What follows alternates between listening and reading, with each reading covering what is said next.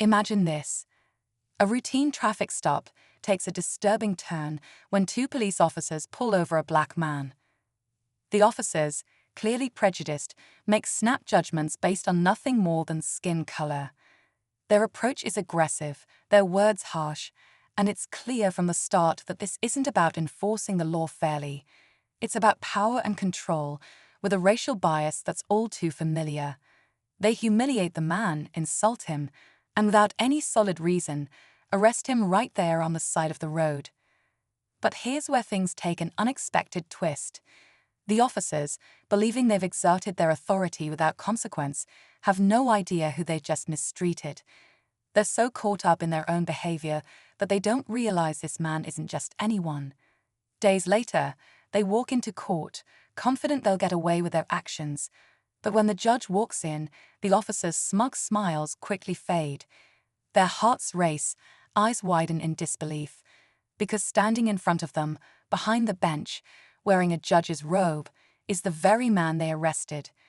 In an instant, the power dynamic flips, and the officers are frozen in shock.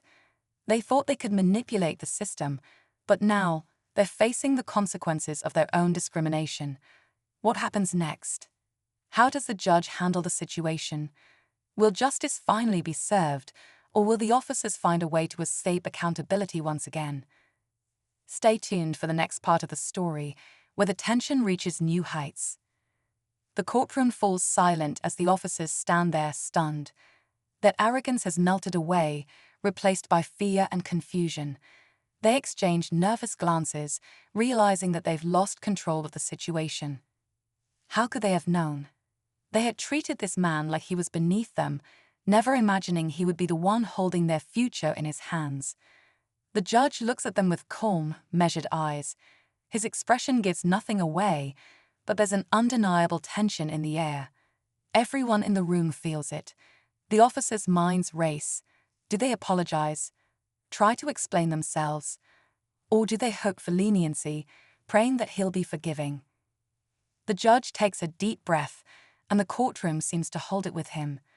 He's not just another black man who was mistreated. He's a man who has worked hard to reach a position of power and respect. He's seen injustice up close, both personally and professionally. But now he's facing a moment unlike any other, the chance to hold these officers accountable for their actions. Will he let his emotions guide him, or will he uphold the fairness and integrity he's sworn to protect? Meanwhile, the officers begin to realize the gravity of their mistake. This isn't just a routine case. They've insulted and arrested someone who represents the very system they thought they could abuse. The tension builds as they wait for the judge to speak. His silence feels deafening, each second dragging on like an eternity. As the officers stand before him, sweating and unsure of their fate, the question lingers. Will this moment mark the end of their unchecked power, or will they somehow manage to slip through the cracks once again? Stay with us as the story unfolds, and justice hangs in the balance. As the courtroom buzzes with quiet whispers, the judge remains silent, his mind racing beneath his calm exterior. He remembers the day of the arrest vividly, the flashing lights, the cold stares, the words meant to dehumanize him. He had felt powerless in that moment, even with all his accomplishments and status. Now, the roles have shifted, but the weight of what's right hangs heavy on his shoulders. This isn't just about him. It's about the deep-rooted injustice that people like these officers perpetuate every day. The officers fidget, the bravado they wore during the arrest long gone. One of them, Officer Daniels, keeps glancing at the exit, as if weighing his chances of getting out of this unscathed. His partner, Officer Miller, stands a bit straighter, trying to regain some of his lost composure, but there's no hiding the unease in his eyes. They had thought this would be another routine day, another easy case with no consequences. But now they're realizing that their actions are about to catch up with them in the worst way possible. Meanwhile, in the back of the courtroom, whispers grow louder. People are starting to piece together what's happening. The tension is thick, with everyone wondering how the judge will handle this unprecedented situation. Some are hopeful that justice will finally be served, while others fear the system will once again fail to hold those in power accountable. In a different part of town, news of the case begins to spread. Activists and community leaders who have long fought against police misconduct hear about what's happening, and they start to rally, ready to stand behind the judge if it means exposing the corruption and racism that's been hidden for too long. But with each passing minute, the pressure on the judge builds. Does he follow the law as written, or does he make a stand for something bigger? The room is heavy with suspense, every breath a question mark as the world waits to see if justice will finally tip in favor of what's right. The room grows even more tense as the judge finally leans forward, his gaze locking onto the two officers. They shift uncomfortably, sensing that something big is about to happen. The air is thick with anticipation, every person in the courtroom holding their breath, waiting for the judge's next move. His silence isn't just a pause, it's a reckoning, a reminder that the power they once took for granted is slipping through their fingers. Officer Daniels, usually quick with a smirk or a snide comment, now looks like he's shrinking under the weight of the moment. His partner, Officer Miller, clenches his jaw, trying to maintain control. But deep down, both of them know they're standing at the edge of something they can't escape. They've been here before, facing complaints, being questioned about their conduct, but it's never been like this. This time, there's no hiding behind the badge. The man they wronged is in control now, and there's nowhere to run. The judge's mind races as he considers his options. The law is clear, but the reality of this moment goes beyond the legal framework. This is about sending a message, not just to these officers, but to everyone watching. Every black man who has felt the sting of injustice, every family who has suffered at the hands of those sworn to protect. But at the same time, he knows he has to stay composed, careful not to let his own pain cloud his judgment. Outside the courtroom, word of the case has spread like wildfire. Reporters gather, community members stand in solidarity, and the pressure builds.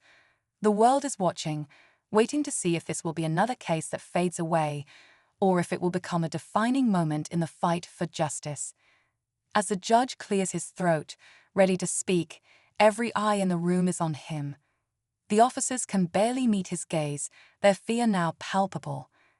This is the moment before the storm, the last quiet second before everything changes, and no one knows which way it will go. Will these officers finally face the consequences of their actions, or will the system find a way to protect them once again, leaving justice just out of reach? The tension builds, and all that's left is the moment of truth, hanging in the air like a storm waiting to break. Just as the judge is about to speak, the doors of the courtroom swing open. All heads turn, and in walks a high-ranking police official, his badge gleaming under the harsh fluorescent lights. He's not just any officer, he's the chief, and his sudden appearance throws a new layer of uncertainty into the already tense room. The officers, Daniels and Miller, visibly straighten, their fear momentarily replaced with a flicker of hope. Could this be their way out? The chief walks in with a purpose, his eyes scanning the room before landing on the judge. He offers a polite nod, but there's something unsettling about the way he carries himself, like someone used to bending the system to his will. The judge watches him closely, his expression unreadable, but inside, he knows this could be an attempt to interfere with what's about to happen. The chief's presence is no coincidence. He's here to make sure things don't go too far, to protect his own as always. The tension escalates as the chief steps forward. "Your Honor, if I may," he begins, his voice calm but with an edge of authority. "I'd like to request a brief recess to review some new evidence." The courtroom murmurs in confusion, and the judge's brow furrows. What new evidence? Nothing about this case should be changing now, and the sudden shift feels more like a tactic to stall, to find a way out for the officers. Daniels and Miller exchange relieved glances, their anxiety easing as they sense a lifeline. The chief is here to protect them, to sweep everything under the rug, just like so many times before. They've seen this happen, and they're counting on it happening again. But the judge isn't moved. He knows what's at play here. This isn't about new evidence. It's about power and control. The chief's request hangs in the air, the unspoken threat clear. But just as the judge is about to respond, a voice from the back of the courtroom rises. It's a young black woman, one of the community leaders who had been watching the trial closely. "Your Honor, if I may," she says, standing tall, her voice steady. "There's something you should know."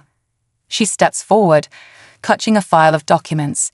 The officers' faces drop, and the chief tenses. Whatever's in that file, it's not part of their plan. The judge's eyes narrow as he motions for her to approach. The room holds its breath once again. With this unexpected twist, the stakes skyrocket. What she's about to reveal could change everything, uncovering a deeper layer of corruption or exposing a truth no one saw coming. The suspense builds to a breaking point. The officers, who moments ago felt on the verge of escape, now look trapped once again. The chief stands frozen, knowing his intervention may have backfired. And the judge, his face unreadable, prepares to hear this new revelation that could shatter everything. The clock ticks, the tension thickens, and just when it seems the truth is about to come out, the story takes another sharp turn. What's inside that file? And will this moment finally bring justice? Or will the system's darker forces continue to keep it out of reach? Stay tuned to find out what happens next as the truth inches closer to the surface and the stakes reach their highest point yet. The courtroom falls into a deep, tense silence as the young woman approaches the bench, clutching the file that could unravel everything. The officers, their confidence slipping away, exchange worried glances. The judge takes the file and opens it slowly, his eyes scanning the pages. With each passing second, the tension in the room grows thicker. Finally, the judge looks up, his face grave. "What is this?" he asks, his voice low but firm. The woman stands tall, her voice unwavering. "It's evidence of a pattern, Your Honor." These officers have a history, complaints of racial profiling, misconduct, and abuse of power. Every time their cases were dismissed, buried under bureaucracy. But this file contains witness statements, body cam footage, and internal reports that were never meant to see the light of day. It proves this isn't just an isolated incident, it's part of a bigger problem. The judge's eyes narrow as he processes the gravity of the information before him. He flips through the documents, his expression hardening. The officers stand frozen, their faces pale. Daniels clenches his fists, while Miller's eyes dart around the room, searching for a way out. But there is none. The chief, who moments ago had walked in with an air of authority, now looks rattled. He knows what's coming, and for the first time, his influence might not be enough to shield these officers from the consequences. The courtroom buzzes with anticipation. The judge sets the file down, his voice calm but powerful. "This changes everything," he says, his gaze piercing the officers. "You thought you could get away with your actions because no one would hold you accountable. But today, you'll answer for your behavior, not just on the day of the arrest, but for all the harm you've caused." As the judge prepares to deliver his verdict, there's a moment of stillness in the room. It feels like justice is finally within reach, like the officers will finally face the consequences of their actions. But then, in a final twist, Miller suddenly steps forward, his voice shaking. "Wait, Your Honor," he blurts out. "I wasn't the one leading that day, it was Daniels. I didn't want to go along with it, but I didn't know how to stop him." The room gasps, and Daniels turns to Miller in shock, betrayal written across his face. Miller's sudden confession throws everything into chaos. The judge stares at him, weighing his words carefully. It's clear that Miller is trying to save himself, but the truth is, they're both complicit. The judge shakes his head. "It doesn't matter who led. You both participated, and you both will face the consequences." The weight of his words sinks into the room, and the officers, once sure of their power, now stand helpless before the judgment they never thought they'd face.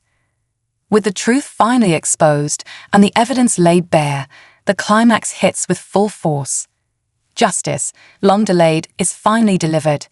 The officers will no longer hide behind their badges. The system, for once, has worked in favor of those it often leaves behind. But even as the verdict is read, the story doesn't quite end there. The young woman, standing in the back, watches quietly. She knows this is just one victory in a much larger fight, and as she steps out of the courtroom, she's already thinking about the next battle to be won, the next injustice to be confronted. The final twist: justice may have been served today, but the fight against corruption and abuse is far from over. The story continues, and the stakes are higher than ever. As the courtroom begins to settle after the judge's verdict, a quiet but powerful sense of relief washes over the room. The officers, Daniels and Miller, are led away in handcuffs, their expressions hollow, defeated. The weight of their actions has finally caught up to them, and for once, justice was not something they could avoid or manipulate. They exchange no words with each other as they exit. There's nothing left to say. Their power, their privilege, everything they took for granted has been stripped away. The judge watches them leave, his face somber but resolute. This wasn't an easy decision for him, not because the officers didn't deserve it, but because it brought back every painful memory of injustice he had endured. Yet, today he knew he made the right call. The courtroom is quiet now, a silence that feels almost sacred. It's as if the weight of so many past wrongs has finally been lifted, even if just a little. Outside the courthouse, a crowd has gathered, a mixture of reporters, community activists, and curious onlookers. They all want to know what happened inside. For years, they've seen cases like this come and go, police misconduct swept under the rug, justice delayed or denied. But today feels different. The mood outside is one of cautious hope. Could this be a turning point? The young woman who handed the file of evidence to the judge steps out into the sunlight, greeted by quiet nods of acknowledgement from the crowd. She's not interested in the cameras or the headlines, though. She's thinking about the families who never got justice, the cases that were never resolved, and the people who still fear the system. She knows that while today was a victory, the fight is far from over. There will be more officers like Daniels and Miller, more attempts to abuse power, and more struggles to hold people accountable. But for now, this win is enough to keep her going. She walks away, knowing her work continues. Inside, the judge sits in his chambers, letting out a long breath. He feels the immense pressure of what just transpired. He knew today's decision would make waves, and he knew it wouldn't be popular with everyone. The police department, already facing scrutiny, will undoubtedly push back. There will be fallout, people who will question his judgment, accuse him of being biased, of making it personal. But he doesn't care. He's been fighting this fight for too long to be swayed now. He thinks about the young woman and the evidence she provided. Without it, this case might have turned out differently. Her courage made all the difference, and he wonders how many more like her are out there, quietly gathering the pieces needed to bring real change. He knows she's just one voice in a growing movement, a movement that's pushing back against systemic injustice, piece by piece. Back in the community, word of the verdict spreads. For many, it feels like a long overdue victory, a rare moment when the system worked as it should. People gather in small groups, talking about what this means, how it might change things going forward. Parents tell their children about the case, hoping it will inspire them to believe in justice, even when it seems far off. But others remain skeptical, unsure if one case can really shift the tide. After all, they've seen too much disappointment to get their hopes up too high. Still, for the families who've experienced similar pain, this verdict is a glimmer of hope. They see in it the possibility that maybe, just maybe, things can get better. One mother, whose son was wrongfully arrested years ago, quietly sheds a tear as she hears the news.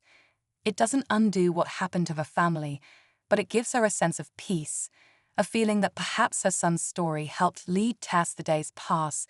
The aftermath of the trial ripples through the city. The police department, embarrassed by the public exposure of corruption, announces internal investigations, though many doubt whether real changes will follow. The media continues to cover the story, with headlines discussing everything from the officer's misconduct to the significance of the judge's ruling. Commentators debate whether this case will have a lasting impact or if it's just a temporary flash in the pan. Oh, this moment. For the judge, life continues, but not without its challenges.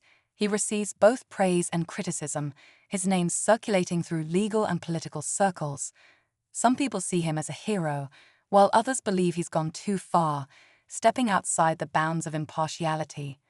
But he remains steady, knowing he did what was right. He goes to work every day with the same commitment to fairness and justice, even as the world around him shifts in response to his decision. Meanwhile, Daniels and Miller face their own reckoning. In the days that follow, they're forced to confront the reality that they can no longer hide behind their uniforms. Their badges were once symbols of authority, but now they're reminders of what they've lost. Their trial for misconduct is set to begin soon, and the public is eager to see how it unfolds. Will the system finally hold them accountable beyond just losing their jobs? For the community, the verdict sparks deeper conversations about the future. People begin to organize more, driven by the idea that change is possible, even when it feels out of reach. The young woman who brought forward the evidence continues her work, more determined than ever to keep fighting for those who can't fight for themselves. She knows the road ahead is long, but today gave her a glimpse of what's possible when people stand together. In the end, this story isn't just about two officers facing justice. It's about a system slowly being pushed toward accountability. It's about the courage of individuals who refuse to stay silent. It's about a judge who stood firm in the face of immense pressure and chose to do what was right. And it's about a community that, even after years of disappointment, found hope in a single verdict. As the city begins to move forward, the question on everyone's mind remains, will this case be the start of something bigger? Can one moment of justice lead to lasting change? No one knows for sure, but one thing is clear: the fight for justice isn't over. It's only just beginning. And for those who believe in a better future, this story is a reminder that, even in the face of overwhelming odds, change is possible. It's slow, it's hard, but it's possible. And that's enough to keep the hope alive.